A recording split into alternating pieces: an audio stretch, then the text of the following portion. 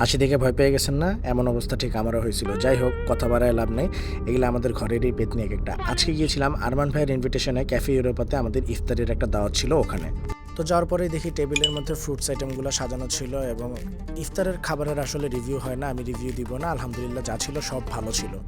আমি হালকা পাতলা একটু শর্টস নিচ্ছিলাম। তো যাই হোক, এখানে বাচ্চারা আর মহিলারা সবাই বসেছিল, সব গুছগাছ করতেছিল আর আমরা এখানে ভিডিও করতেছিলাম, সবাই একটু সেলফি টেলফি নিচ্ছিল। আমাদের সাথে এখানে ছিল আমাদের কেরানীগঞ্জ কলাদিয়ার কন্টেন্ট ক্রিয়েটর লোপা আপু, যিনি খুব সুন্দরভাবে আমাদের কলাদিয়াটাকে রিপ্রেজেন্ট করে। সাথে ছিল সুমাইয়া আপু, আমার ওয়াইফ, আমার কাজিন ওয়াইফ এবং মৌ আপু, খুররাম ভাই এবং লোপা আপুর বড় বোন। যাই হোক, আমি এখানে ছোটোখাটো করে একটা সেলফি ভিডিও নিচ্ছিলাম আর এদিকে খুররাম ভাই আর আমার কাজিন বসে কথা বলতেছিল আর মেয়েরাও এখানে তো অ্যাজ ইউজুয়াল যে কাজ করার গল্প করতেছিল। যাই হোক, খাবারটা চলে আসছে। খাবারটা নিয়ে আমি আগেই বলছি কোনো রিভিউ দিব না, খুবই ভালো ছিল।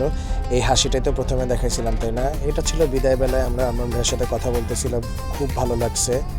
এরকম হাসি খুশি থাকুক আমাদের কলাতিয়া কন্টেন্ট ক্রিয়েটরদের মধ্যে, বন্ডিং থাকুক, ভালো থাকুক সবাই, সব সময় সুখে থাকুক, আলহামদুলিল্লাহ।